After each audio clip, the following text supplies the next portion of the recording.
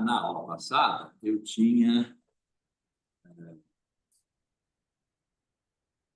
não tinha prometido nada, na verdade. Eu disse que talvez fizesse uma coisa, talvez fizesse outra coisa. Continuo com essa intenção, o talvez fizesse outra coisa seria começar realmente as palavras e as coisas. Eu fiz uma anotação das palavras e as coisas, mas não me lembro onde é que entra. Mas que antes eu queria, não é propriamente completar a apresentação do Foucault. Ao longo das palavras e as coisas, e segundo o meu princípio de método, com o qual faço minhas histórias, minhas genealogias, o princípio é: eu disponho de todo o tempo todo. Isso quer dizer, Foucault não sabia, quando ele fez o que fez, pensando o que pensou e dizendo o que disse, ele fez algo. Ele não podia saber, enquanto pensava e dizia, qual era esse algo. Eu posso, nós podemos, porque já aconteceu, continuou acontecendo depois de ele ter morrido. De modo que é fatal que, enquanto eu estiver lendo aqui com vocês as palavras e as coisas, eu não me coloque no ano de 1965, quando ele publicou, ou nos anos anteriores, quando ele escreveu, em que ele só estava fazendo, não fosse pouco, em que ele só estava fazendo arqueologia. É uma arqueologia das ciências humanas. Claro que eu vou ter que fazer, vou fazer com gosto, remissões ao futuro de Foucault, que já é nosso passado.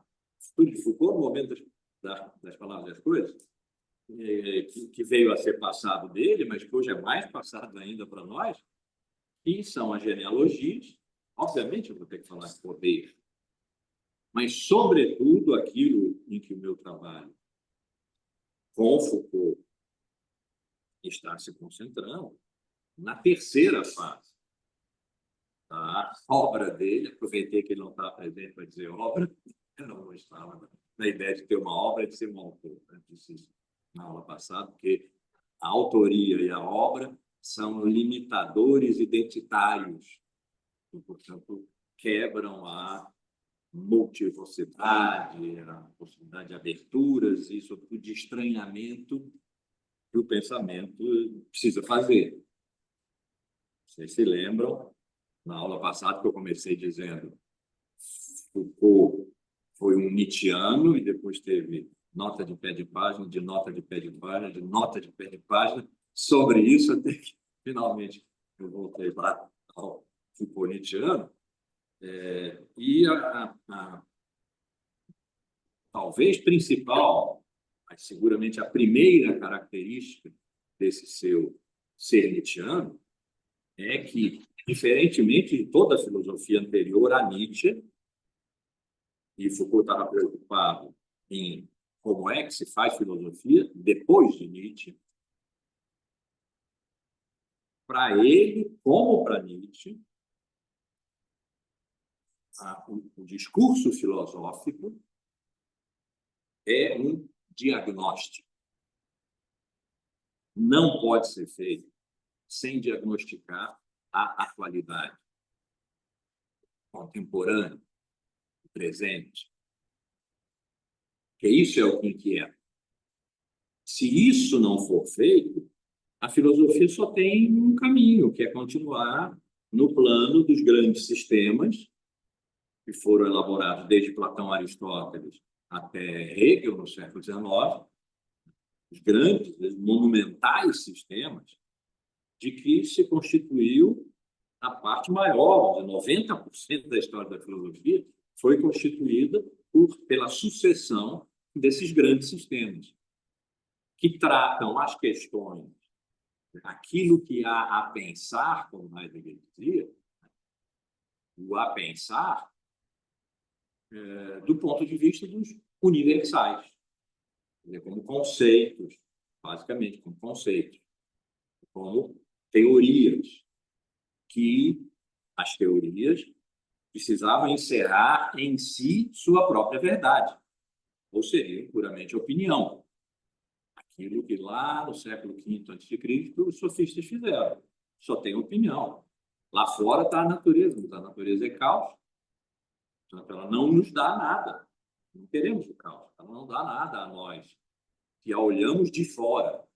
Nem foi inventado no século V pelos sofistas. Não era assim. Olhamos de fora e o que vemos é desordem. Então, verdade não há. Os filósofos vieram para dizer, não, verdade há sim. E ela está no discurso, não nas coisas aí fora. Mas temos que ir lá. Mas depois voltamos e deixamos lá por causa dos desordem, as multiplicidades excessivas.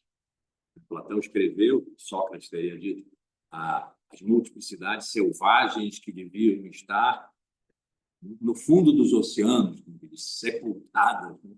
No fundo dos oceanos, não vir aqui nos atormentar. Isso que hoje nós podemos olhar em perspectiva, fazer a genealogia disso, essa longa história da filosofia como sucessão dos grandes sistemas. Contar essa história. Mas é uma história interessada. É uma história, quando eu contei, por exemplo, os 9 volumes dos Assassinos do Sol, uma história dos paradigmas filosóficos, não dos sistemas, dos paradigmas, das condições de possibilidade de que, na época de Aristóteles tenha pensado como pensou.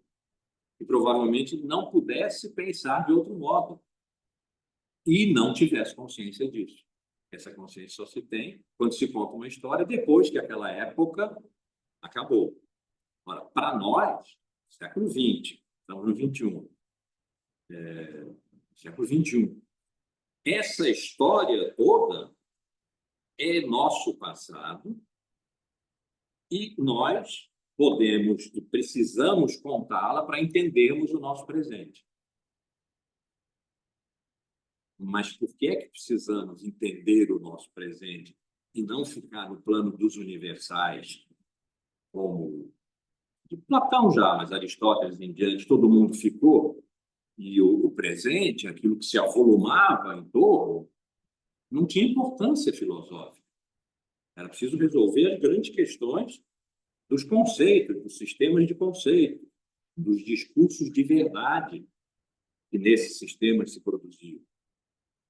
Como Nietzsche disse no século XIX, pensar depois de Nietzsche, no século XIX, Nietzsche, e aí ele não estava falando da filosofia, mas ele fez a destruição da filosofia toda. Né? Se vier a haver possibilidade de eu falar um pouco mais sobre isso, eu falo, já disse isso na aula passada, e ele fez a destruição da filosofia toda. Contando a sua história, em bloco. Mas ela precisa ser contada em épocas. Isso é Foucault. Isso não é Nietzsche, isso é Foucault. Em épocas. Segundo as condições de possibilidade de pensar e dizer, e eu acrescento, e ser e fazer próprias àquela época, que é, aliás, o que as constitui, cada época, como aquela e não outra. Então, por que é preciso contar essa história, ou fazer essa genealogia das épocas anteriores à nossa? Porque na nossa época nós estamos fritos. Não quer dizer outra palavra. Nós estamos fritos. Na época em que são as duas dimensões de diagnóstico da nossa época, eu falar um pouquinho mais daqui a pouco, que eu escolho. Escolho significa, tem aqui uma arbitrariedade. Foucault fez a mesma arbitrariedade. Ele escolheu a loucura, o aparecimento das ciências humanas no século XIX, a morte, a clínica médica, portanto, um olhar sobre o corpo, não havia antes. Antes abria-se o corpo e olhava-se dentro. A clínica médica apareceu como uma semiologia, uma leitura de sinais, que são sintomas, dos corpos vivos. É outro olhar. E esse olhar corresponde a certas condições de possibilidade de pensar e dizer, insisto eu, e ser e fazer, insisto eu, porque essa é a nossa época. Não era o século XIX, hoje estava, ao qual eu estava se referindo, o moderno. Então, assim, o que eu arbitrariamente escolhi, arbitrariamente significa isto é o que me impacta. Outras coisas, essas são as duas que profundamente me impactam. E se nós aprendemos alguma coisa com Sócrates, parênteses, e nós aprendemos muito poucas. Precisamos pensar Sócrates de novo, porque não deixou nada escrito. Se nós aprendemos alguma coisa com Sócrates, uma foi essa. O que move o pensamento é o espanto. Vou falar em termos freudianos, o mal-estar. O mal-estar da civilização da nossa hoje, que pode estar passando, deixando de ser, passando a outra civilização, uma civilização distópica, não amorosa, em que verdade, realidade, dança. Então, o que mais profundamente me toca, me espanta, me dói nessa nossa época é o retorno da natureza que por 25 séculos, desde os sofistas, nós nos esforçamos com sucesso para manter fora, porque ela é causa, é desordem, é perigosa. Eu lembro sempre da Cidade das Serras dessa de Queiroz, né? Vocês certamente leram. Se não leram, leiam. Dá uma enorme inveja de quem ainda não leu, ainda tem a oportunidade de ler pela primeira vez. Depois vocês vão ler 2, 3, 4. O herói da Cidade da Serra, Jacinto de Torres, detestava a natureza. Mesmo que ele morava em Paris. Mesmo em Paris, quando ele ia assim, ao Bois de Boulogne, e uma folha molhada da chuva encostava no rosto dele, aquilo era execrado. E um dia ele herdou uma quinta em Portugal, cidade de Torres. E, cheio de má vontade, foi lá visitar. Era uma propriedade. Provavelmente ele queria vender aquilo, passar nos cobres, como se dizia. E se encantou. Se encantou. Então, o nome é A Cidade e as Serras, e a gente poderia dizer aqui, a cidade e a natureza. A cidade como sendo um lugar murado, em que nós desenvolvemos a nossa cultura como uma antinatureza, é um texto de Nietzsche, a cultura como antinatureza, como uma contra-natureza, saúde. A gente não diz que o hábito é uma segunda natureza. Nosso hábito é pensar e falar. Nosso hábito é a cultura, que é, então, a nossa natureza, que nos permite deixar a natureza, vamos chamar natural, lá fora, não lidar com ela. Fizemos isso consistentemente, durante 25 séculos. Aí se pode dizer, não, mas tem as ciências naturais. As ciências naturais se ocupam da natureza. Não. As ciências naturais se ocupam dos universais, supranaturais, que são as leis. Na origem das ciências naturais, do século XVI, XVII, XV, com Copérnico, está a ideia de que, diferentemente da Idade Média, isso é eu ia dizer desonestidade, não é, não fariam isso, mas é uma injustiça com a Idade Média. Diferentemente da Idade Média, que pretendia conhecer Deus, teologicamente, que não é verdade. A Idade Média nunca pretendeu conhecer Deus, sabia que Deus não podia ser conhecido, tentava provar Deus pelo negativo. Ele não pode ser imperfeito, ele não pode ser menor do que si mesmo, ele não pode... pelo negativo. Mas, como Deus não pode ser conhecido, sem renascimento em diante, mas as suas criaturas podem, e as suas criaturas são o homem e a natureza. Daí, então, o humanismo e o naturalismo renascentistas tão decantados. E dali para o século XVI, XVII, a filosofia se especializou em homem, que virou o sujeito, falei disso na aula passada aqui, um CPF, né? Eu, e as ciências emergentes, as ciências novas. Galileu tem um diálogo sobre as ciências novas, geometria, astronomia. Então, as ciências da natureza. Mas o que é que as ciências da natureza procuram? A impressão digital de Deus na natureza. Deus não pode ser conhecido, mas como criador. Mas as criaturas podem. Pelas criaturas, a gente não vai chegar a conhecer o Criador porque não está mais interessado nisso. Não é mais medieval, a teologia ficou para trás. Mas a gente pode reconhecer por que a natureza é rigorosamente o que ela é. Porque ela obedece a leis. Quando a maçã caiu na cabeça de Newton, e daí ele desenvolveu a hipótese de que os corpos se atraem na razão direta das massas opostas, na razão inversa do quadrado das distâncias, quer dizer, a lei da gravidade, ele não estava conhecendo a maçã, estava conhecendo a força extramaçânica que fez a maçã cair na sua cabeça. E assim para o resto. Então, mesmo as ciências naturais, e aí mesmo que é um extremo, né? Mesmo as ciências naturais não tinham condição de conhecer a natureza diretamente. Eles conheciam as leis. E pelas leis podiam atuar sobre a natureza. E aí que ciência e técnica se juntam. Mas a ciência manda. A ciência conhece as leis, a técnica aplica, vai para a prática. E aí chega perto na natureza e fica contaminado. Precisa limpar o tempo inteiro os instrumentos, não deixar a janela aberta, né? Do laboratório, não deixar que os germes entrem, essas coisas. Só se admite, na verdade, só se admitir a natureza sob as formas supercontroladas e urbanas, citadinas, do jardim zoológico e do jardim botânico. Isso, tipo, a coceira aqui no nariz é feio.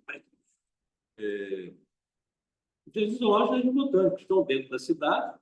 A gente pode ir lá ver, a natureza está atrás de grades, né? Ou plantada direitinho em jardins, em canteiros, que são tratados por jardineiros, enfim, não são espontâneos. A espontaneidade da natureza, essa é que é, a espontaneidade é que é perigosa. Ela é antirracional. Ela vai pelo acaso. Depois, quando Darwin desenvolveu a teoria da evolução das espécies, é pelo acaso que ela se dá.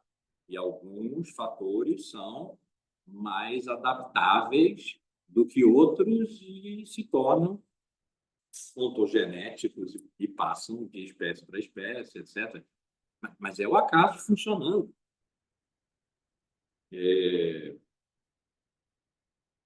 Então, nós estamos num momento em que a natureza voltou.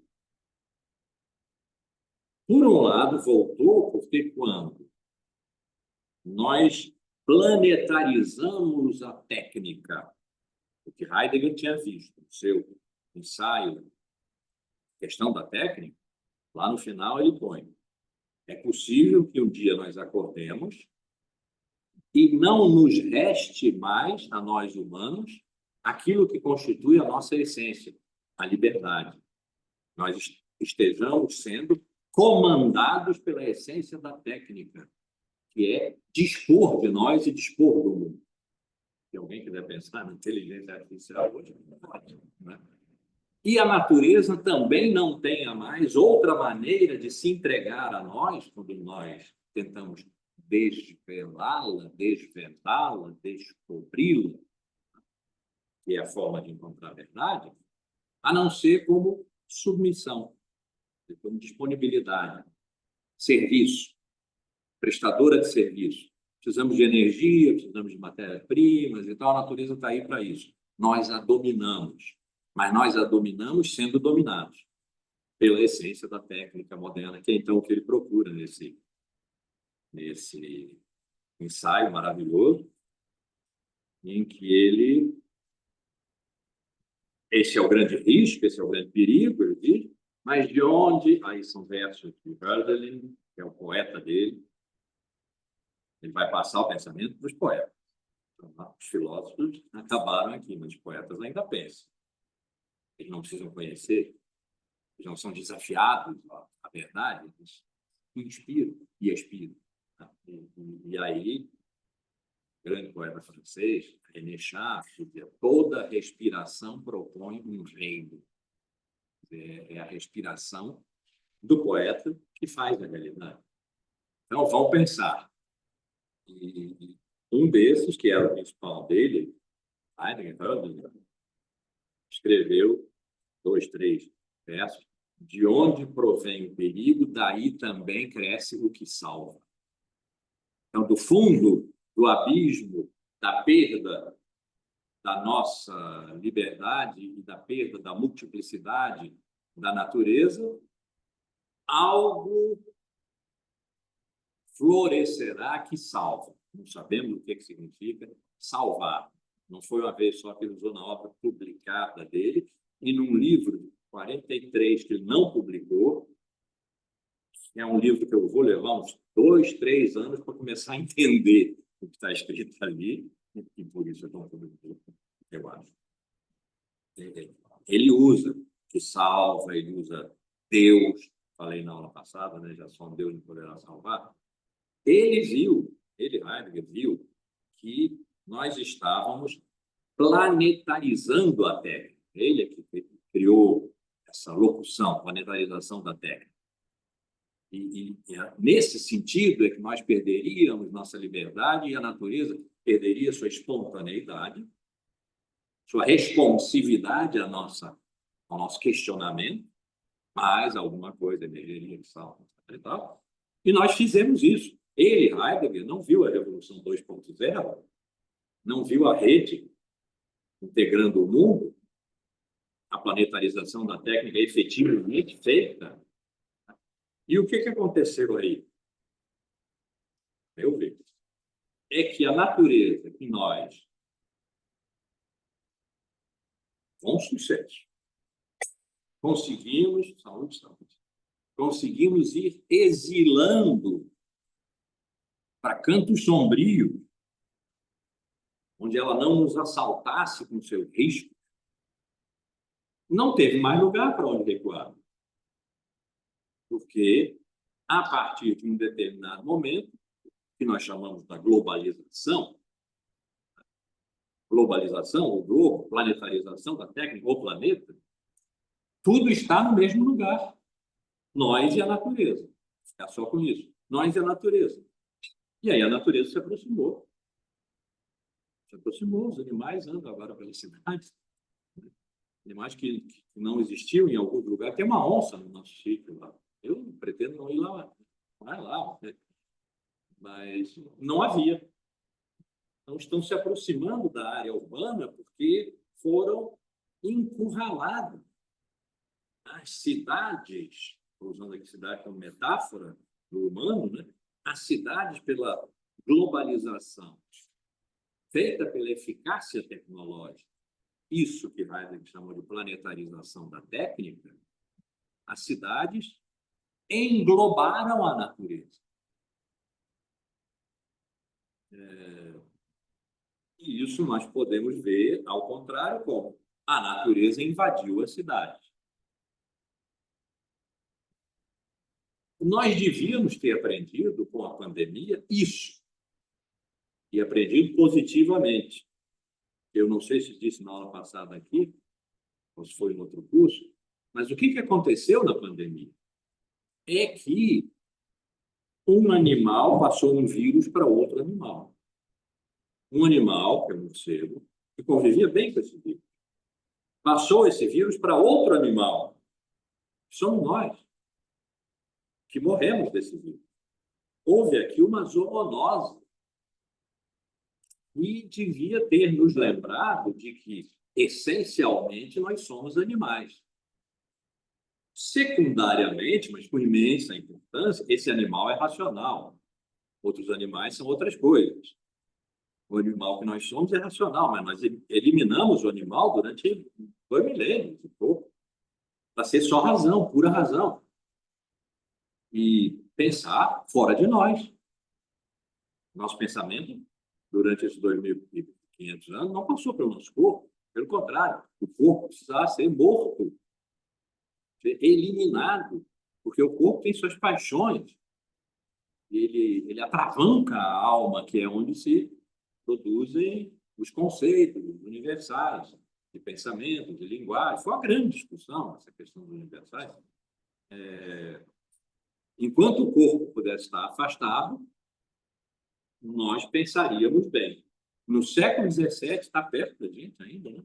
No século XVII, Descartes disse: o meu corpo não me pertence.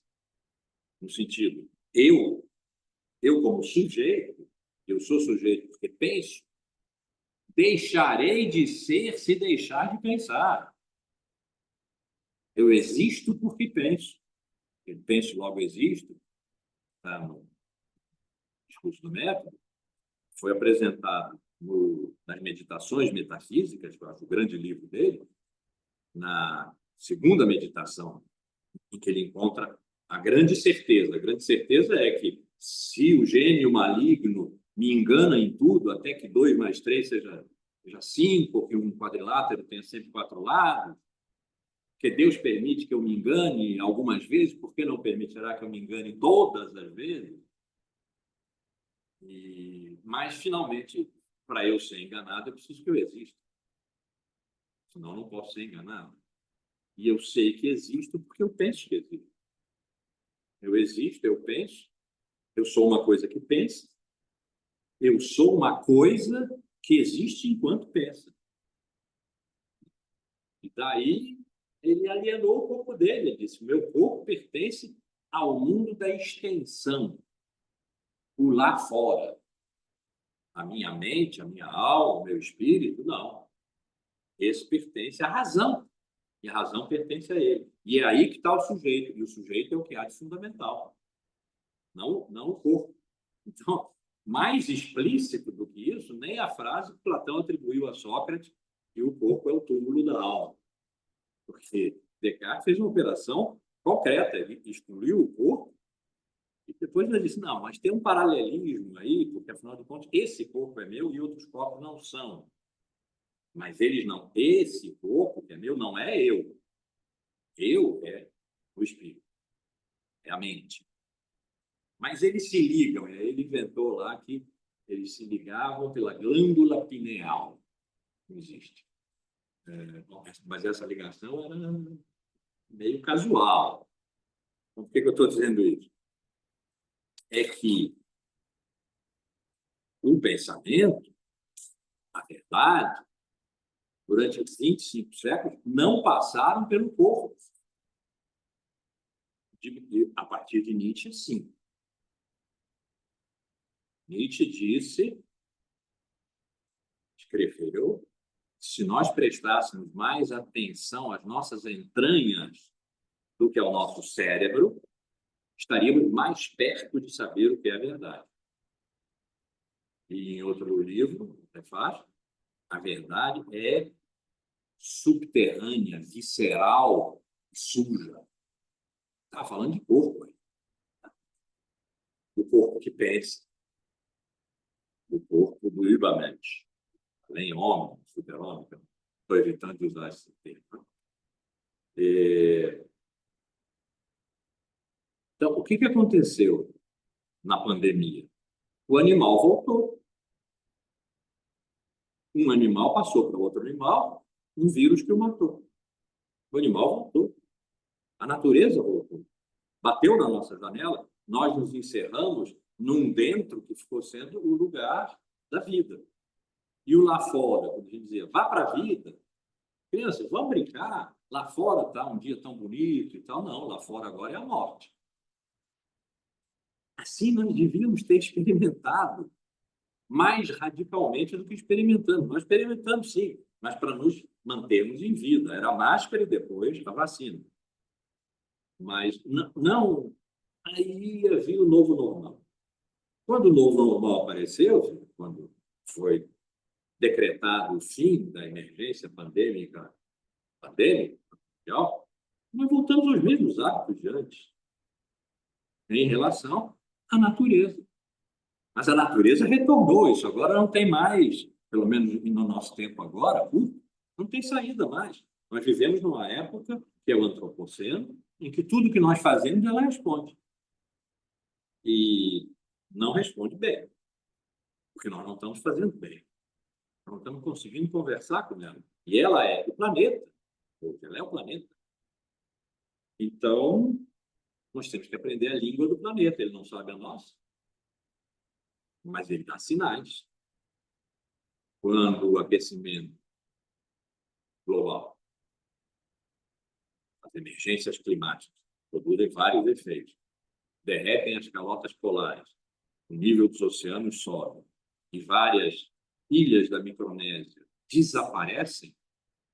Então, é terra que desaparece e quem ali vivia precisa ir viver em outro lugar que não é o seu. Então, essa lógica da perda do lugar próprio, que é uma lógica dos migrantes, que chamam os povos da água, os que vão sem destino, os faróis se apagam para eles, eles são recebidos. Quando são recebidos, são postos em acampamentos em que eles perdem a identidade, perdem a cultura. Isso não é um problema meramente demográfico ou econômico, mesmo político, socioantropológico, é tudo isso. Mas o que isso indica é que nós estamos mudando de civilização. Então, o retorno da natureza, muito mal enfrentado por nós, é um dos parâmetros que eu escolhi, digo, arbitrariamente, mas ele não é radicalmente importante para nós? Penso que sim. E o outro foi a pós-verdade. Porque nós vivemos 2.400 anos, aí desde Platão e Aristóteles, excluídos os sofistas, que achavam que não tinha verdade, que não havia verdade. Nós vivemos 2.400 anos, o que não é pouca coisa, crendo que há um real fora de nós. Bem, mas que há um real. E que a esse real pode, e se pode, deve corresponder uma verdade, a sua verdade, que nós podemos, segundo a escola, extrair dele, indo lá, perigosamente nos expondo, indo lá, extrair dele, porque ele tem uma inerência, era a palavra de Aristóteles, depois se diz essência, a palavra mais cristã, que lhe pertence, e que nós podemos ir lá e puxar para nós, vai virar conceito. E esse conceito é o conhecimento verdadeiro do real, da verdade do real. Ou que nós lhe impomos, segundo hipóteses que nós formulamos e vamos lá e vemos funcionou. De qualquer maneira, estão na ordem do discurso. É o discurso que é verdadeiro. Depois de operações de método muito severas e muito difíceis que nós fizemos, lógicas, dialéticas, etc., que nós fizemos para dar conta desse lá fora, ir lá e voltar vivos. Ir lá desarmados para cavar e retirar alguma coisa, ou ir lá armados de hipótese e tentar aplicar e ver, não funciona, funciona. Se funciona, trazemos de volta, agora vamos elaborar um sistema baseado nesse fato de que uma ideia, uma hipótese do que é o real, de como se comporta, etc., quando a gente foi lá, funcionou. Isso atravessou 24 séculos. Até os pós-modernos, nas décadas de 80, 90 do século passado, isso funcionou. Em Nietzsche, ainda funcionou. Ele é um crítico do real, um crítico da verdade, mas do real e da verdade, como tinham sido idealisticamente produzidos a partir de Platão, uma ideia. Ele quer botar o corpo dentro, mas ele não abandona a verdade. ele muda de escala, ele vai para a vontade de potência, o aumento da potência vital, transbordamento vital, que produz sofrimento até. Foi a grande experiência trágica dos gregos lá no século VI a.C., e que nós perdemos, culpa de Sócrates, que inventou valores superiores, o belo, o bom, o justo, o verdadeiro, para julgarem a vida. E como ele diz, quem está disposto a julgar já condenou. Então a vida foi perdendo potência até o último homem, que ele diz, é o homem bom, é um bom sujeito, mas ele está disposto a morrer. Ele não tem mais vontade de nada. Então, o aumento da potência da vida, a força vital, está na ordem de realidade e verdade, mas é uma outra ordem que não é a dos grandes sistemas, que Nietzsche destruiu. Quando esse Nietzscheano do século XX, que foi Foucault, tratou de sujeito e verdade, certamente não foi na dimensão dos grandes sistemas. Não foi buscar em Platão, nem em Aristóteles. Mas ele disse isso, a vida inteira eu tratei de subjetividade e verdade, de sujeito e verdade. Só nas décadas de 80, 90, esses chamados pós-modernos, foi um nome mais ou menos como impressionistas, os pintores que viam daquela maneira. Colou.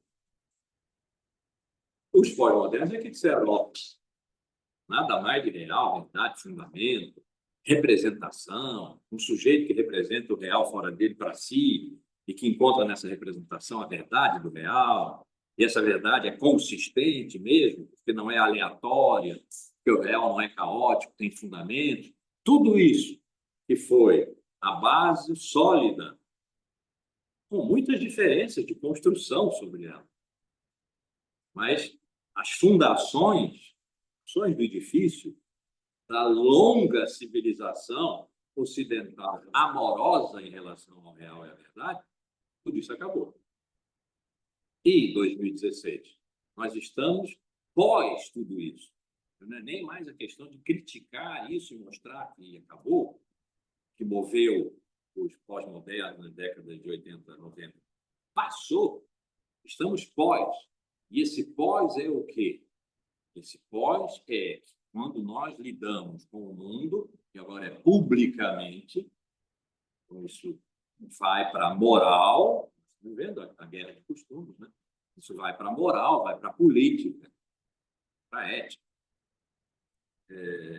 O que vale são as opiniões e as crenças. Fatos objetivos? Como assim, fatos? Como assim, objetivo? Isso, que é o resultado da destruição dos pós-modernos, no final do século XX, está incorporado agora pelos pós-modernos, pós-humanos. Se diz isso. Né? Existe essa escola pós-humanista que diz, olha, nós vamos chegar num momento que será da singularidade tecnológica. É um momento em que são as máquinas que vão tomar um lugar que foi nosso. E nós ficamos imortais, porque basta fazer um download e upload no nosso cérebro para um megacomputador, depois nós podemos morrer, porque nós continuamos vivos no computador, o que significa reduzir a nossa humanidade à racionalidade, à informação, a razão, o conhecimento, a informação à sua estocagem para efeito de uso e consumo. Vai estar lá. Quem vai estar lá? Não, você. Não, eu não. Eu não vou estar lá. Né? Eu vou ter morrido. Então, isso eu ia dizer um desaforo, porque se eu estivesse aqui num divã jornalista, eu não podia deixar de dizer essa palavra, que, aliás, eu disse, porque foi a palavra que me ocorreu. É um desaforo, mas isso é um desconforto, um extremo desconforto. O ChatGPT é uma maravilha. E, ao mesmo tempo, é um terror. E não é só para nós, professores, que agora não vamos mais saber se os trabalhos que os alunos fazem foram feitos por eles, ou pelo ChatGPT, salvo porque o ChatGPT é um pouco fraquinho, né? Um pouco fraquinho, repetitivo e tal, é medíocre. E nós temos alunos brilhantes, mas, fora isso, nós temos feito experiências lá no IDEA. IDEA é o Instituto de Estudos Avançados, Programa de Estudos Avançados, é o meu núcleo de pesquisa que eu criei em 81, ó, tem um tempão, né? Em 81, nós temos feito lá umas experiências. Então, fizemos uma, não sei nem se foi a Ana que fez. Esse foi o mais sofisticado aqui, mas com meus Assassinos do Sol. Não? Então, perguntaram lá, quem é o autor de Os Assassinos do Sol? A minha história de paradigmas filosóficos. Márcio Tavares de Amaral, autor não sei o que e tal, porque está publicado. Descreva Os Assassinos do Sol. Então, vem o que está na orelha. Quais são os volumes dos Assassinos do Sol? Aí ele já não sabia, porque ele tinha sido estocado até 2020. Por exemplo, ele não sabia que o Lula já tinha sido solto. Então, se perguntasse sobre o Lula, ele ia até a prisão do Lula, o Lula preso, bom dia, presidente, boa noite, presidente, mas que o Lula tinha sido solto, não tinha. É,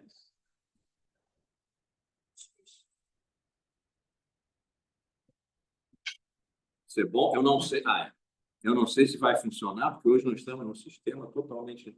Mas acho que vai, né? Ivana Bentes, que é a pesquisadora do IDEA. Criou as imagens, para ele criar as imagens de alguns dos textos mais famosos Do Foucault, exatamente. Ele diz: crie imagens para vigiar e punir.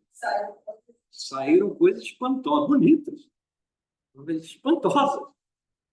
E aí, bom, perguntamos, quais são os livros? Aí, ele, como ele não dispunha disso, os títulos, ele... Assassinos do Sol, história, isso deve ser romance. E aí veio com título mais ou menos assim, o navegador da esperança, ou não sei o que e tal. Não era nada, eram os gregos, patrística. Estava até o quinto livro, que era Kant. Não veio nada.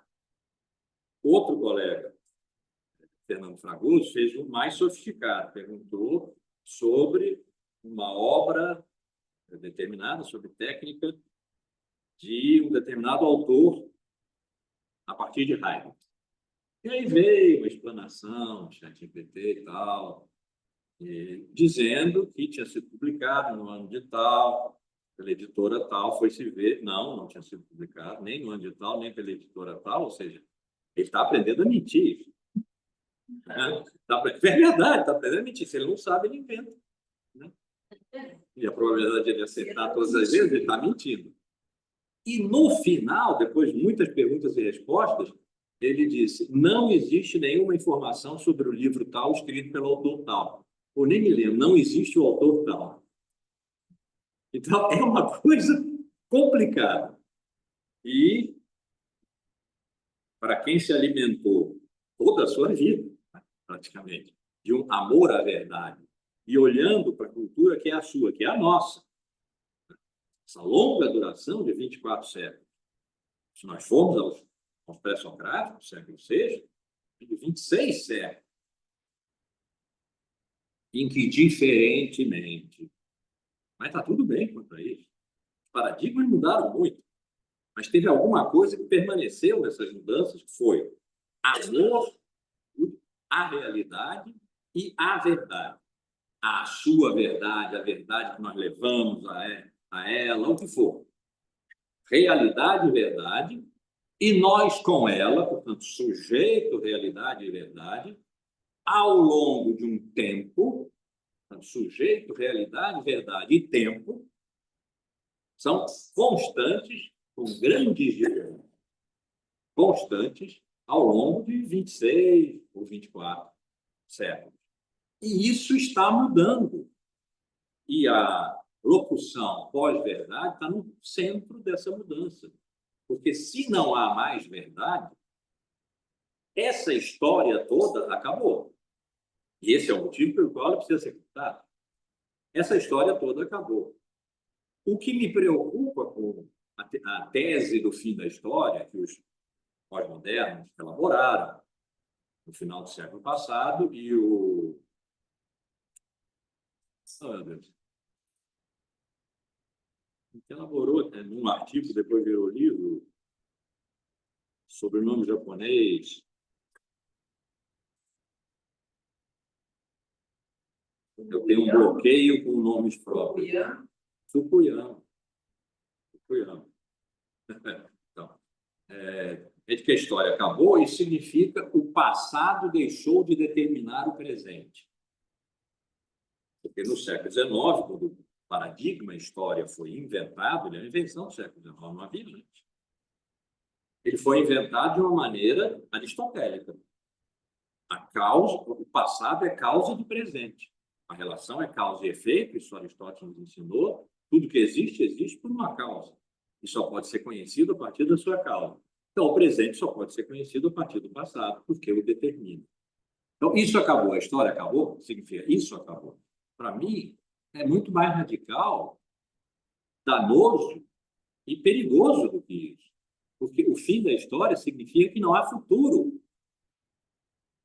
Porque o presente não se transformará no passado de um futuro que hoje é virtual e que se tornará presente. Porque a história acabou.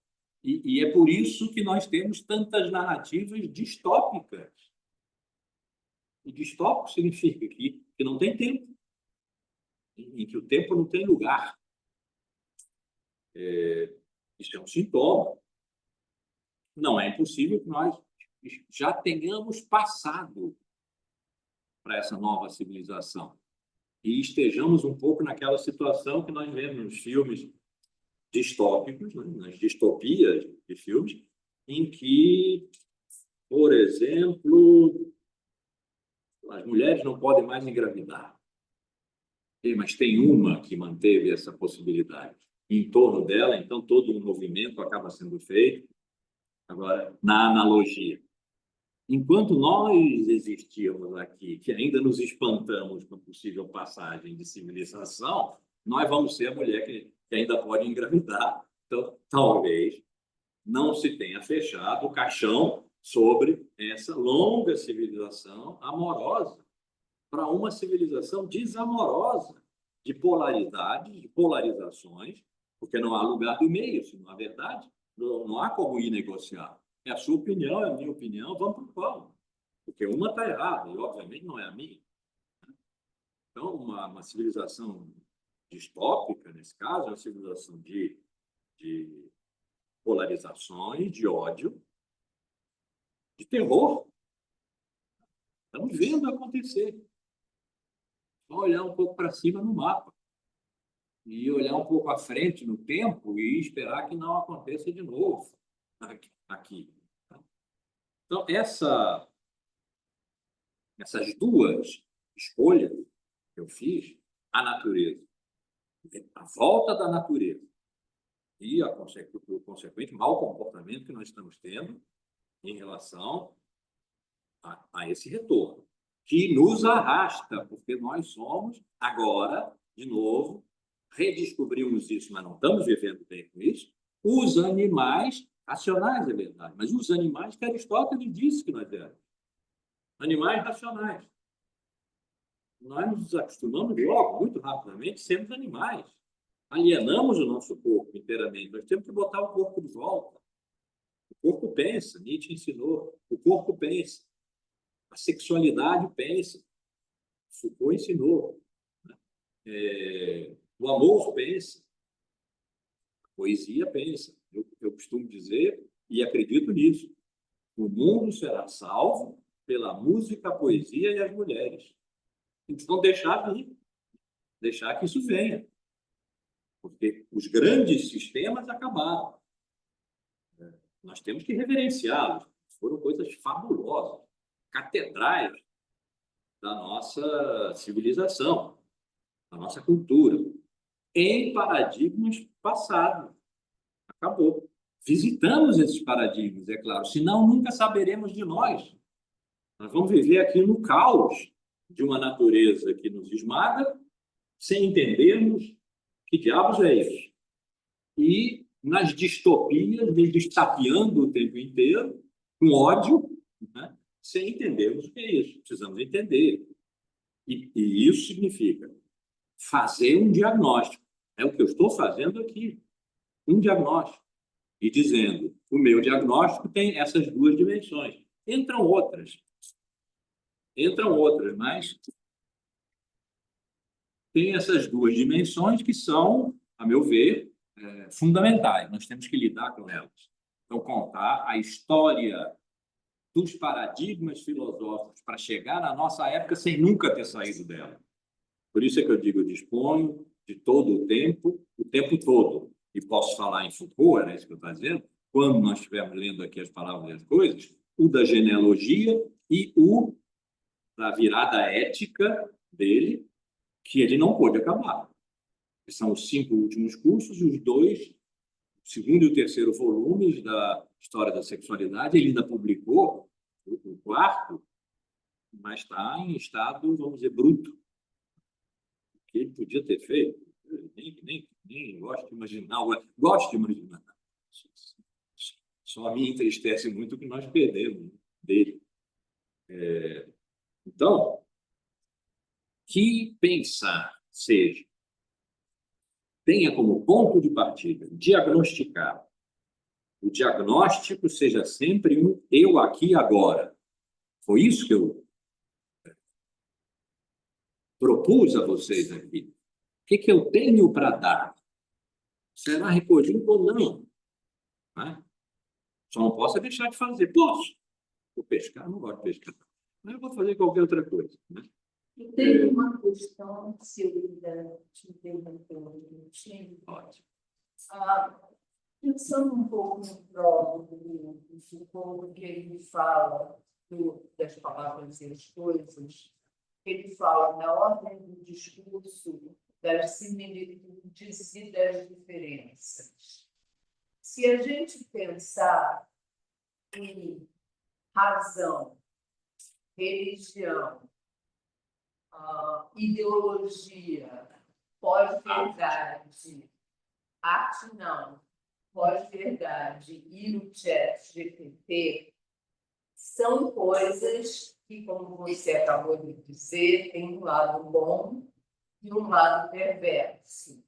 São todas da ordem do discurso e são todas epocais. Sim. A arte é uma outra forma de discurso. Tem uma transversalidade. Que foge a essa...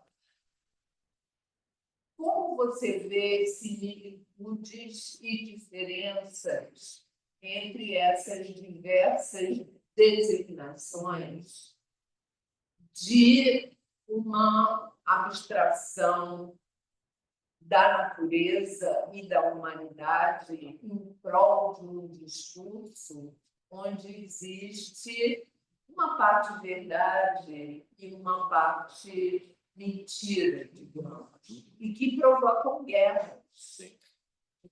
Então, são da ordem do desamor e da divisão. Eu tenho que repetir aqui para o pessoal, porque o pessoal do YouTube, não sei como, mas vai chegar lá. Mas o pessoal aqui do Zoom não ouviu. Né? Então, a pergunta da Tereza. Tereza tem uma grande intuição para saber a hora de me interromper.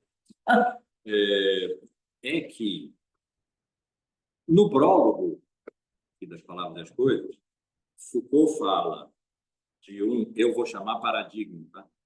Quando eu digo paradigma, eu sempre estou pensando em um conjunto das condições de possibilidade de pensar, dizer, ser e fazer. Foucault é de pensar e dizer, pensabilidade e dissibilidade. Então, vou chamar de paradigma. Ele fala de um paradigma das similitudes, que é anterior à época que ele marca como aqui é clássica para nós, ou seja, aquela em relação à qual nós nos definimos como diferença. A época clássica, como Foucault chama, são os séculos 17 e 18. a época de Descartes. Em outro livro, ele dizia: o pensamento pós-Descartes tem essas qualidades assim, discurso filosófico. Pós-Descartes tem essas qualidades assim. Sempre prestando atenção, a Teresa mencionou isso, o positivo e o negativo, sempre prestando atenção que Foucault, como também Heidegger, isso que eu disse, eles são dois grandes nietzschianos do século XX. Foucault nunca disse, e isto é mal. Por exemplo, a hipótese repressiva em termos da sexualidade existiu e que ainda existe, ainda está em vigor, de que o discurso sobre a sexualidade é um discurso de repressão da coisa que deveria ser dita nesse discurso. A sexualidade, vamos dizer assim, ela mesma. Por isso é que ele teve que voltar lá atrás. Uma arte sexual, não uma ciência sexual, se desenvolvia lá nos gregos. Então, nem ele, nem Heidegger nunca disseram. E isso está errado, isso é negativo. Não. Foucault até se especializou em procurar a positividade daquilo que a gente pode entender como negativo. Não gostar, não tem positividade e negatividade. Interessava a ele a positividade. Por quê? Porque a positividade é produtiva. É ela que produz. Coisas boas, coisas ruins, é uma questão de avaliação. Então, o paradigma da similitude é tudo antes do século XVII, XVIII, ou seja, da Idade Clássica. Basicamente, ele fala de século XVI, a gente está falando da Idade Média. Nós vamos ver o que é esse paradigma da similitude. No século XVII e XVIII, emerge é uma palavra da genealogia, por isso que eu digo, eu vou ter que falar de genealogia aqui. Ele não está falando, mas ele não sabia ainda que ele ia fazer uma genealogia a partir na década de 70 para 80. Como é que emerge, no século XVII, XVIII, emerge um outro paradigma, uma outra paradigmaticidade, uma outra discursividade, que é a de identidade e diferença. Também não é simples assim, identidade e diferença. É uma complexidade aí que a gente vai ver. Quando for ler o Dom Quixote, as duas partes do Dom Quixote, isso vai aparecer bem. Tudo aqui, as palavras e as coisas. E agora, a singularidade tecnológica, o chat GPT, etc., tudo isso é da ordem do discurso.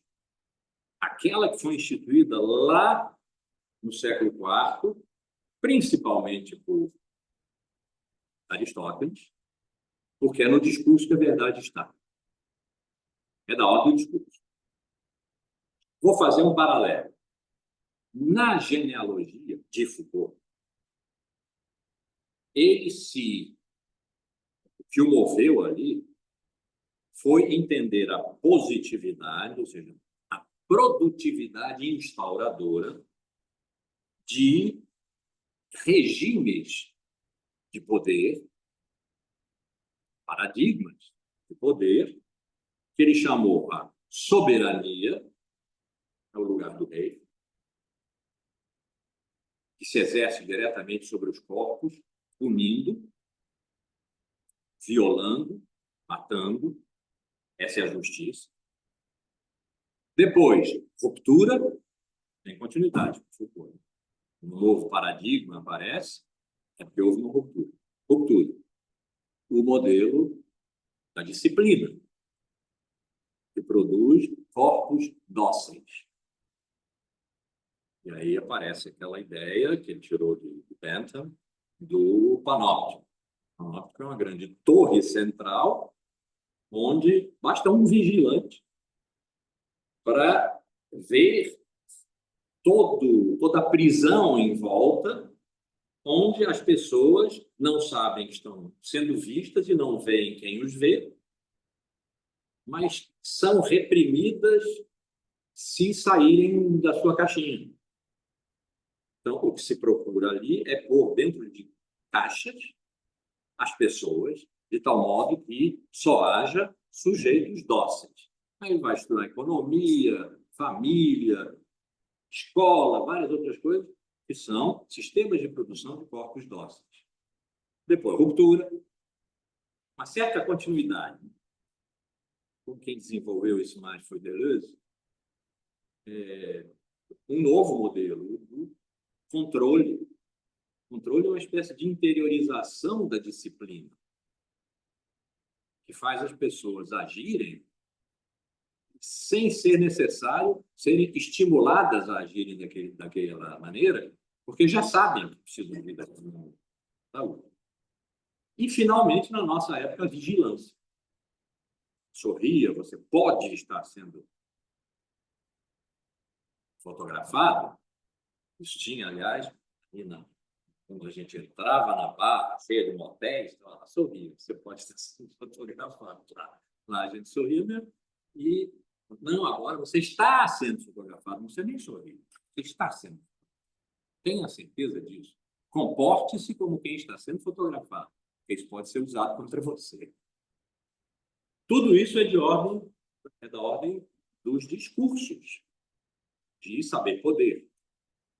E eu vou estar dizendo isso aqui quando nós estivermos lendo As Palavras e as Coisas, que é o livro As Palavras e as Coisas, uma arqueologia, não uma genealogia. Não trata do poder, trata do saber. Mas não dá mais para separar, porque nós conhecemos o Foucault de depois. E Teresa propôs isso, eu concordo, Heidegger concorda, que a arte está fora desse regime discursivo sucessivo, cultural, etc., das similitudes, das identidades e diferenças, das identidades puras, das diferenças puras, foram as filosofias da diferença no século XX, onde entra Deleuze, entra Derrida, tentaram botar Foucault, mas ele cabe pouco aí. Era mais esperto que isso. Até chegarmos a esse momento nosso de indiferenciação. Tudo isso é da ordem do discurso. Mas a arte não. A arte transita, ela transpassa. É por isso que eu digo que a poesia, a música primeiro, de la musique avant toute chose, disse Mallarmé, né? Música antes de tudo. A música, a poesia e as mulheres. E aí, desculpem, se isso for machismo, patriarcalismo, o que for, eu sou homem, né? Então, eu digo às mulheres, os corpos amorosos. Continuar dizendo as mulheres. A música, a poesia e as mulheres são um ponto. A arte transita por aí, é ela que pode fazer aparecer essa resistência, porque ela não se dará mais, como tudo indica, da ordem do discurso. Heidegger disse quando entregou ao poeta. E Foucault poderia estar em vias de dizer quando, eu já disse, é espantoso isso, mas quando, olhando para os filósofos gregos e depois latinos, do século III, II, I, II, antes, depois de Cristo, tudo duraram mais os estoicos, ele disse aqui, diferentemente da filosofia de Platão e de Aristóteles, o que se instituiu foi uma espiritualidade. Isso na boca de Foucault é complicado, muita gente entender de primeira, mas depois vai ver. E eu vou ter que trazer isso para cá, evidentemente, mas isso está na terceira fase de Foucault. Está na hermenêutica do sujeito, por isso que a gente vai ler a hermenêutica do sujeito, não a coragem da verdade, como eu tinha proposto inicialmente. Está na hermenêutica do sujeito. Trata-se ali de uma filosofia que não fez sistemas. Os estoicos, epicuristas, céticos e cínicos não fizeram sistema porque eles criaram um modo de pensar que não é uma filosofia, é uma espiritualidade. por enquanto, durma-se com um barulho desse, como se diz, mas vai ficar mais claro. Então, não é dos discursos que se deve esperar agora uma salvação, para usar a palavra, emerge o que salva. É, se Heidegger teve o direito de dizer isso de uma maneira assim, muito bruta, é da música, da poesia e das mulheres. A ver, a ver.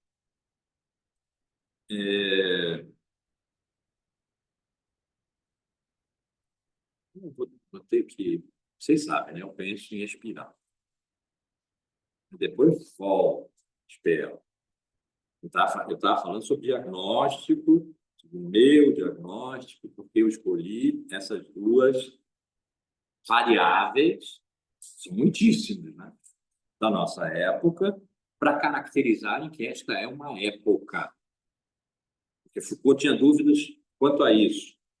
Aqui, nas palavras das coisas, se a nossa época continua o século XIX, a época da história, que ele chamou o moderno, diferenciando do clássico, da época clássica, que é da representação, nós vamos estudar, ou já não mais. Se já não mais, o que é que nós fazemos? Porque se nós vivemos essa época, não podemos pensá-la. Mas tem umas saídas aí. Vamos ver. Eu proponho que já não mais. A nossa época responde a um paradigma diferente do da história. Diferente do século XIX. Não quer dizer que a história acabou, não. Diferente do século XIX. Nesse diagnóstico estão o retorno da natureza e a pós-verdade como seu séquito de consequências, né? Da distopia, da singularidade tecnológica, das polarizações, do ódio e do terror, da falta de futuro, da ausência de futuro, portanto, de esperança, né? De esperança. Olhem para as gerações. Você pode falar disso, né, Arlete? Você deu esse depoimento outro dia. As pessoas da geração dos seus filhos, eles não sabem o que vai ser o futuro. Eles não têm perspectiva de futuro, não têm plano. Né? Bom, isso pode piorar. Pode não. Então, eu estou fazendo esse diagnóstico. Então, eu estou me lembrando que é nesse ponto que eu estou, mas em função da pergunta da Tereza, acho que vale a pena trazer o seguinte: nós estamos na época da técnica. Usando brutalmente assim uma palavra. Nossa época é outra, não é a época da história, século XIX, estou dizendo, a época da técnica. Isso assim parece simples, não é? Bem complicado. Bom, estamos na época da técnica. Quase como se fosse a primeira vez que nós estivéssemos encarando a técnica e dizendo: oh, você aqui, coisa estranha, então não é a razão, não é a verdade, não é a natureza, não é o saber, é o fazer, é o know-how, saber como, não é o know-what, saber o quê. Mas não. No século IV a.C., meu querido Aristóteles, notinha de pé de página, não devo ter dito isso aqui. Assinalo que é a primeira nota de pé de página que eu estou fazendo. O resto é tudo aqueles imensos parênteses que antigamente eu escrevia com esses parênteses enormes. Não falo mais isso, era ilegível. Imensos parênteses. Mas uma notinha de pé de página. Eu descobri Aristóteles aos 12 anos, isso eu já disse aqui, e o meu inconsciente filosófico é aristotélico. Eu tento me livrar disso de todas as maneiras, mas é como arrancar a pele. Como eu não sou cobra, se arrancar a pele, eu fico em carne viva. É sofrimento, eu não quero. Não vou ter outra pele mais bonita, essa coisa toda. Bom, então, meu querido Aristóteles, lá um dia se perguntou, mas vem cá, eu estou dando aqui um exemplo de causalidade, o grande divisor de águas de Aristóteles. Foi por causa da sua teoria da causalidade que ele disse que os filósofos que vinham antes não eram filósofos. Excetuou Platão, mas devia ter posto junto. Não eram filósofos. Por quê? Porque não tinham visto que a causalidade é um regime quaternário. Uma causa tem 4 dimensões. Às vezes se fala de 4 causas, às vezes não, em geral. Se fala de 4 causas. Não é bem isso. Não é bem isso, foi Heidegger que disse. São 4 dimensões da causalidade. A dimensão material, a dimensão formal, a dimensão eficiente, a dimensão final. Causa final, como se chama. Teria sido a causa mais importante, ou a dimensão mais importante da causalidade para Aristóteles. Então, vou esmiuçar isso dando um exemplo.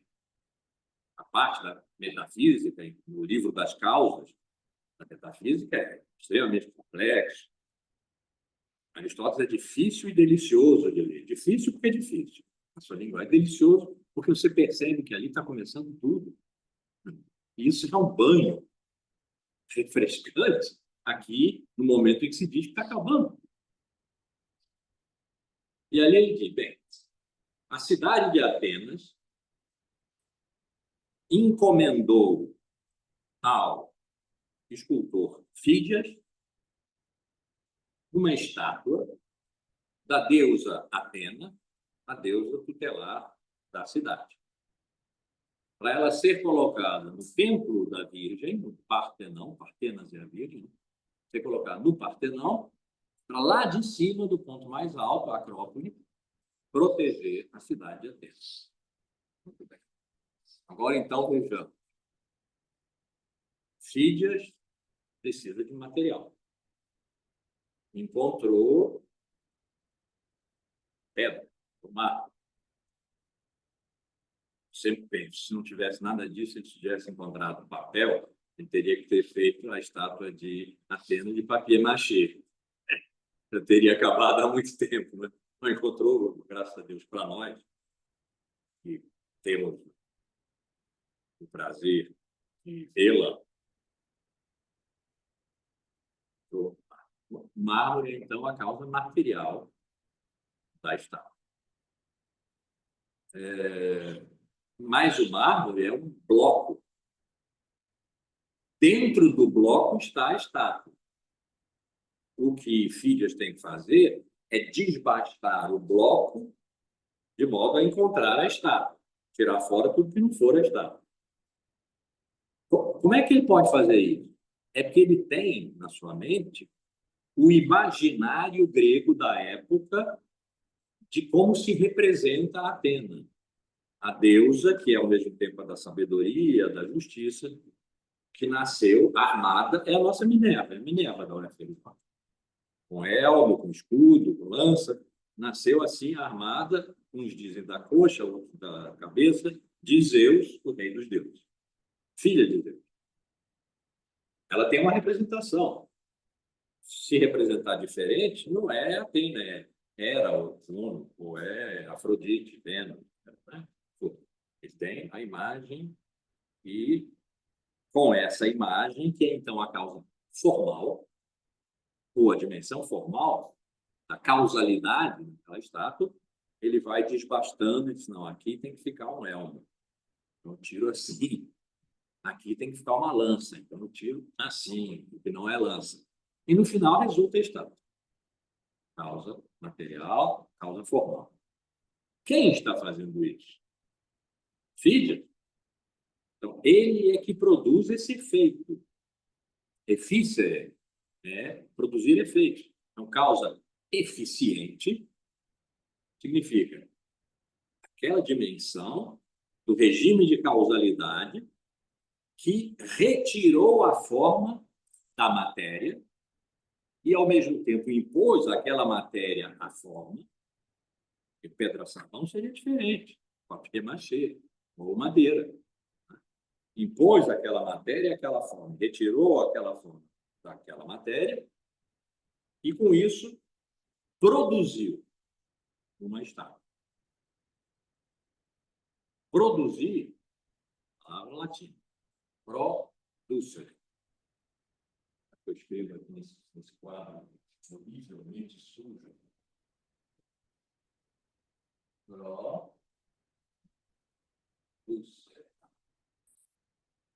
ver aí? Tá, né? Ducere é o verbo, ductus, ducere, em que uma das formas, o verbo era enunciado sempre em latim, primeira pessoa do singular presente indicativo, segunda pessoa do singular presente indicativo, primeira pessoa do singular do pretérito perfeito,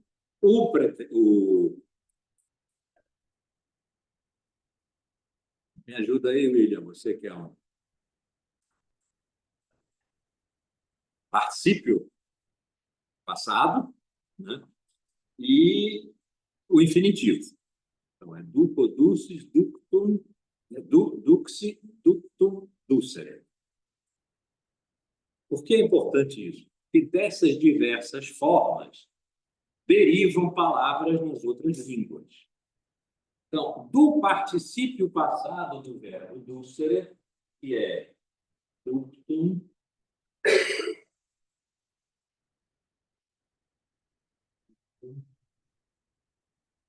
ducto,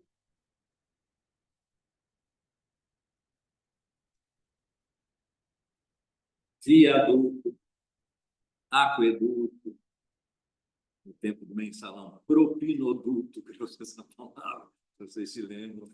Né? Então, ducere é conduzir. Conduzir. E pro é como em procuração. Indica um movimento.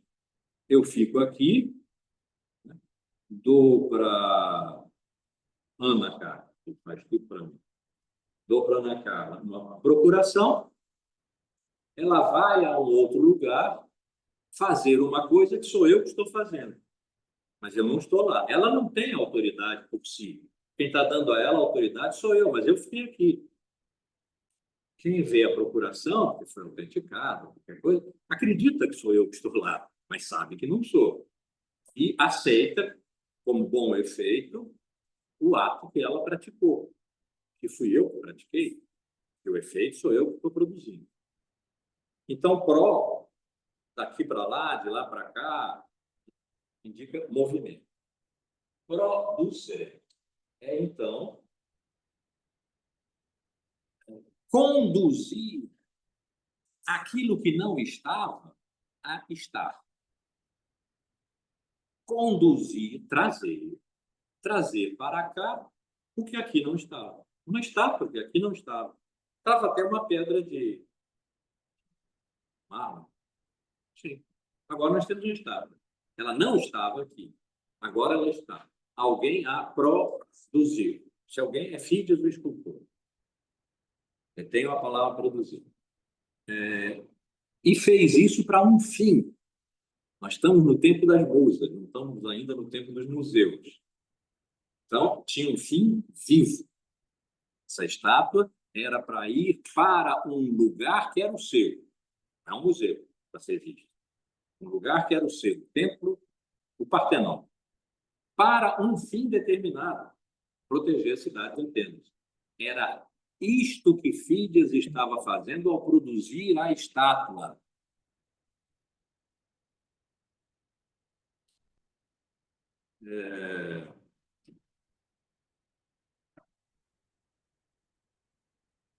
Esse ato de Fídias é um ato técnico. O que é que se dizia até aquele momento?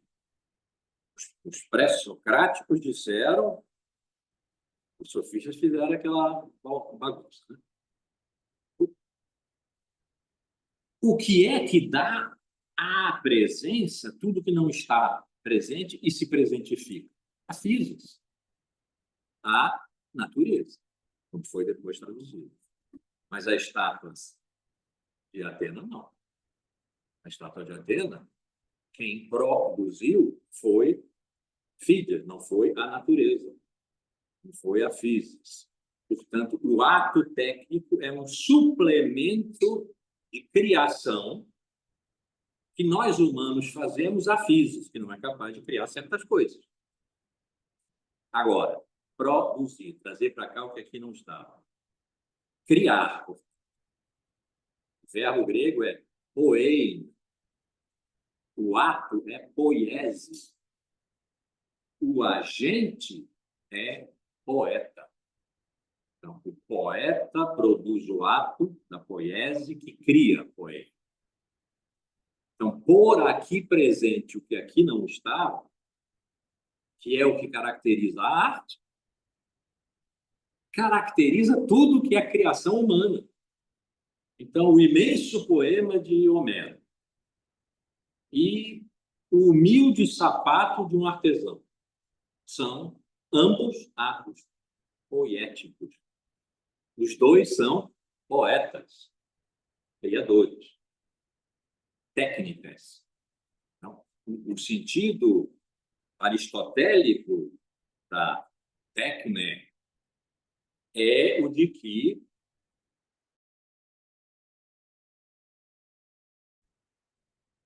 criar faz aparecer e dá presença de uma maneira diferente de conhecer, diferente da ordem do discurso. Depois, separaram-se aquela técnica que é útil daquela técnica que é bela. E a arte se separou da técnica. E nós esquecemos que a arte é técnica, no sentido da criação. A gente até fala em técnicas artísticas. Né? Aí usar o pincel, as pinceladas, na poética, as rimas, e etc. São técnicas. Não é nesse sentido. A arte é técnica, no sentido mais original e radical do termo. Criação significa trazer para cá o que aqui não estava. Ora, trazer para cá o que aqui não estava é a compreensão pré-socrática de verdade. Então, o fundamento da técnica, pensado gregamente, é a verdade. Não a verdade do discurso. É a aletheia, o deixar ver o que estava escondido, trazer para a presença o que estava ausente, mas que dessa ausência aspirava à presença. E veio, e foi trazido. E aqui ficou, e depois sumiu, e depois voltou. Então, a separação entre a técnica que é útil, que ficou sendo a técnica, e a técnica que é inútil, porque a arte ficou sendo vista assim, que tem por si a beleza, não a utilidade, fez com que toda a história da técnica que vem pela ordem do discurso não tenha sido sofrida pela arte. Então, o que é que Heidegger, de novo, diz nesse seu maravilhoso ensaio em questão da técnica? Ele diz, nós só saberemos qual é a essência da técnica moderna se algo consanguíneo à técnica útil, né? Algo consanguíneo à técnica, mas suficientemente distanciado dela, puder olhar dentro. Isso é arte. Só a arte é consanguínea na técnica. E pode olhar dentro, porque tem a mesma origem. Então, a arte é transversal a essa história toda dos discursos. Pode fazer. Não, podia que o senhor repetir essa questão da arte, uma técnica, e tem que estar distanciada suficientemente. Tá. Então, repetir essa última parte. E aí já é Heidegger. Heidegger é mais difícil um pouco. Mas não, a ideia não é difícil, é a seguinte. Como a técnica útil e a técnica inútil, a tal ponto que já não se chama mais técnica, chama-se arte. Arte. A arte é o belo, é a cereja do bolo, uma coisa assim. A torre de marfim, onde a gente se esconde do mundo, que a técnica vai e transforma, que é útil. A arte, ela é técnica, mas ela foi, por milênios, 2,5 quase, separado da técnica útil. Separado da técnica útil. No momento em que nós nos encontramos hoje, em que é necessário compreender a técnica, porque nós podemos estar perdendo a nossa qualidade humana e a natureza, a sua qualidade natural, por causa do império da técnica. Como é que nós podemos olhar para a técnica se nós somos submetidos a ela? Só algo que tenha com a técnica, essa técnica útil, uma familiaridade tal que lhe seja consanguínea, tenha o mesmo sangue da técnica útil, mas esteja suficientemente afastada para não se perder na utilidade, só essa pode olhar dentro da essência da técnica moderna, e essa é a arte. Então, Heidegger fez, como Nietzsche tinha feito, a entrega do pensamento ao artista, ao criador, ao poeta. O poeta está aqui em nome de todos os que fazem aparecer o oculto, todos os criadores. Entendeu? Então, acho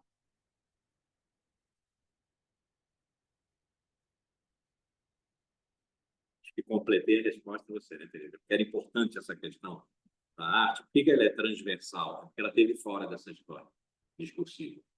E nós vamos poder olhar para ela com aquelas mãos postas de emoticon, pedindo. Só Deus nos poderá salvar. E a arte e as mulheres. E a música, a poesia e as mulheres. Portanto, a arte, como Heidegger disse, e os corpos amorosos, os corpos na sua vitalidade, os corpos sexuados, que era o que os filósofos mais temiam, porque ali a paixão é desvanecedora. Imagine, no momento, é uma relação sexual. No momento do orgasmo, que os franceses chamam de pequena morte, no momento do orgasmo, sobretudo se ele for simultâneo, essas duas pessoas, elas se anulam. Essas duas subjetividades, por alguns segundos, desaparecem. Então, o ato sexual tem um efeito de produzir um estranhamento da subjetividade dada pelo discurso. E é, portanto, um aliado, aí agora é o corpo. Né? Dei o exemplo do sexo, porque Foucault lidou com ele, mas não deu esse exemplo. Não. Estarrecedoramente, quem dá, não exatamente esse exemplo, mas diz uma coisa extraordinária sobre o ato sexual, é o Papa João Paulo II. Na sua tese de doutorado, ele diz: só a relação sexual dos casais pode dar um vislumbre da vida íntima da Santíssima Trindade. Ela é amorosa. A Trindade é essencialmente um ato de amor. Né? Isso eu não vou desenvolver agora, é teologia, mas é isso. Um ato de amor. É porque Deus é amor que tem que haver outro. Mas esse outro não pode ser outro Deus, tem que ser o mesmo Deus. Quem reúne no mesmo Deus o ato amoroso é o Espírito Santo. Na unidade do Espírito Santo, assim se diz nas missas.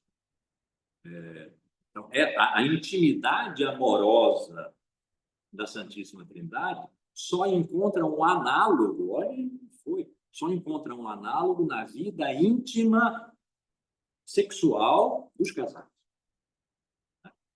Então, botar mais o corpo em cena do que isso é difícil. Né? Botar o corpo em cena. Então, acho que podemos voltar. Vamos ficar com a arte em suspenso, então. Ela vai nos ajudar. E é por isso que eu tenho sempre insistido em que, da terceira fase da obra do autor, Foucault, eu, chegando aqui na época que eu estou diagnosticando, segundo essas duas variáveis, época da qual eu nunca saí, convido vocês a nunca saírem, né? Nós vamos contar história aqui, vamos fazer genealogia por causa dessa época. Não vamos fingir que estamos lá atrás, no século V, sei lá, porque não sabemos tudo que vai acontecer. Sabemos tudo que vai acontecer. Por isso é que dispomos do tempo todo o tempo. Nós possamos encontrar maneiras éticas, políticas e estéticas. Sublinho sempre esse estéticas, porque a arte vai ter que estar aí de alguma forma. A criação. Né? Porque no domínio da técnica, como ela se mostra hoje, a criação está sendo excluída. O ChatGPT exclui a criação. Reproduz informação já disponível e organiza, às vezes, muito bem. De modo que é uma maravilha, é um perigo. Positividade e negatividade. A ver, confia. Então, o diagnóstico que eu faço produz para o pensamento uma inquietação do presente. Como se fosse um duplo genitivo aqui, do presente, né? Eu estou inquieto, e o diagnóstico é conduzido por essa inquietude, e quando eu faço o diagnóstico do presente, eu inquieto o presente. Ele não pode mais ficar parado. Ele entra em ebulição, vamos dizer assim. Eu estou mexendo nele. Então, o diagnóstico, a inquietação do presente, produz para o meu pensamento uma atualidade.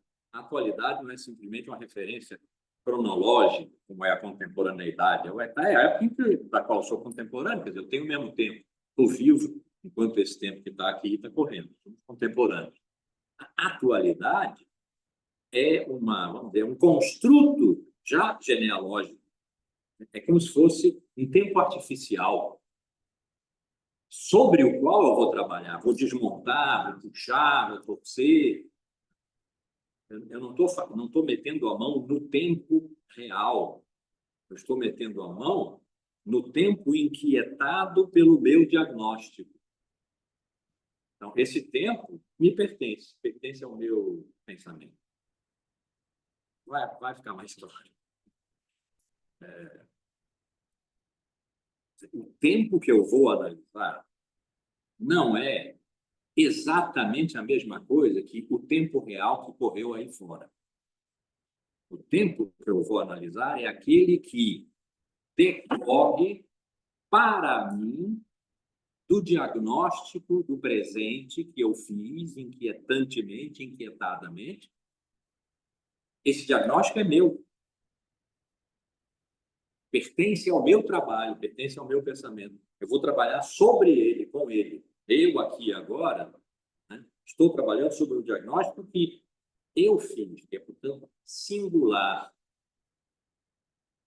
Singular, ele não é o tempo universal do planeta, o tempo universal da cultura, o tempo universal do código. Ele é um tempo produzido pelo diagnóstico. Produzido. Portanto, ele é uma invenção. Ele é uma criação, ele é um ato poético. É sobre o resultado desse ato que eu vou trabalhar. E vou trabalhar fazendo uma genealogia da natureza e da verdade, que eu já expliquei por quê. Por que eu estou dizendo tudo isso? Nada disso está nas palavras das coisas. Eu estou dizendo isso porque esse curso não é um curso sobre as palavras das coisas. É um curso em que eu vou usar as palavras e as coisas como uma ferramenta. Foucault não disse isso, eu sou uma caixa de ferramentas. Aproximem-se, tirem o que lhes for útil e se afastem. Eu peguei o que me é útil. Agora, nesse momento. As palavras e as coisas. E agora eu preciso me afastar. Eu não vou simplesmente repetir o que Foucault diz aqui nas palavras e as coisas. Não precisa. Aí eu digo, leiam. Se tiverem alguma dúvida, me perguntem. Nós nos encontramos no fim do semestre. Né? Fazia-se isso antigamente na Universidade do Chile. Na primeira aula, o professor dava a bibliografia toda e na última aula ele fazia a prova. Não, nós vamos estar juntos aqui pensando, essas coisas todas que eu sublinhei aqui, são, aqui, vocês aqui, né, são pensamento que foi incidindo na minha leitura sobre o texto, porque eu fiz um diagnóstico da atualidade que leva em consideração natureza e verdade como as variáveis mais fundamentais, e tenho agora uma coisa minha. Quer dizer, o tempo sobre o qual eu estou trabalhando é meu, não é esse aqui. Mas eu estou usando isto aqui para pensar o tempo que é meu, fazer a genealogia, e esse tempo que é meu, eu criei inquietando o tempo que é nosso. E é por isso que eu preciso de vocês aqui para fazer essa leitura. Mas essa leitura é autoral. E, muito provavelmente, Foucault não concordaria com várias das coisas que eu vou dizer aqui. E não tem importância. Né? A não ser que sejam realmente coisas estapafúrdiamente erradas. Né? Não espero isso. Não tem importância. A gente vai estar pensando numa época que não foi a época de Foucault. Ele morreu em 84, quando os pós-modernos estavam começando a aparecer. Ele conviveu com os pós-modernos. Ele foi, por exemplo, amigo de Baudrillard, com quem eu acabei indo trabalhar. Quando ele morreu, eu fui fazer o pós-doutorado. E a gente não tem orientação no pós-doutorado, porque já é doutor, né? Mas alguém nos recebe. E a gente fica por perto ali, assiste os cursos da pessoa se quiser. Eu fiz. Fui lá, assisti, nós ficamos amigos. E o Baudrillard propôs ao Foucault: vamos escrever um livro juntos? E o Baudrillard escreveu logo a parte dele. E deu para o Foucault. Foucault leu e disse: não, mas vem cá. Nesse livro aqui, você bate em mim de uma maneira tal que eu não posso escrever a minha parte. Então, não. Esse livro não vai existir. Aí o Baudrillard publicou o livro dele com o título Esquecer Foucault. Oublier Foucault. Então, essa tensão estava ali aparecendo, mas essa tensão que Foucault sofreu. Né? A nossa é outra. A nossa teve a pandemia de permeio, a natureza batendo em nós. Ele não teve. Pós-verdade não era uma questão, ele estava o tempo inteiro trabalhando em torno de sujeito e verdade. Então, eu vou usar Foucault porque entendo que ele é quem melhor se deixa usar. E ele se propôs a isso. Eu sou uma caixa de ferramentas, venha, pegue e se afaste. E se afaste significa, vá fazer o seu trabalho, não me repita. Então, a partir da próxima aula, agora sim, com toda certeza, a partir da próxima aula, nós vamos estar lendo juntas, este livro. E eu vou estar remetendo as genealogias ao poder, a esses pedaços de genealogia que a Teresa propôs aqui, por exemplo. As similitudes, identidade, diferença, só identidade, só diferença. Né? Em função desse livro aqui, mas para a nossa época, da qual nós nunca nos afastamos. Senão morremos. E vou me referir o tempo inteiro, porque aí, vamos dizer, se a gente pudesse falar de especialidade nesse campo, não pode, né? Ainda bem. Mas a minha especialidade são 5 últimos cursos e 2 últimos livros. Do governo dos vivos, a hermenêutica do sujeito, governo dos vivos, subjetividade e verdade. Olha que título. A hermenêutica do sujeito, o governo de si e dos outros, e a coragem da verdade. Livros, o uso dos prazeres e o cuidado de si, mas, sobretudo, os cursos. Essa é a minha especialidade. Então, eu vou estar puxando sempre isso, porque esse é o último Foucault, esse é o Foucault que seria o nosso, talvez. Mas nós vamos estar lendo um livro que ele publicou em 65. Quanto tempo faz? 35 mais 25? 60 anos. Faz 60 anos que ele publicou esse livro. Faz 40 que ele morreu. Esse livro aqui é um instrumento útil. ele é um instrumento útil e ele não deve ser tratado como um instrumento qualquer. Eu não posso falsear o livro, mas eu posso usá-lo arbitrariamente. Eu estou avisando que, eventualmente, a gente vai usar arbitrariamente. E esse arbítrio é até bom que seja discutido aqui, porque vai dar sentido, então, a algumas operações, alguns movimentos que eu vou estar fazendo junto com vocês.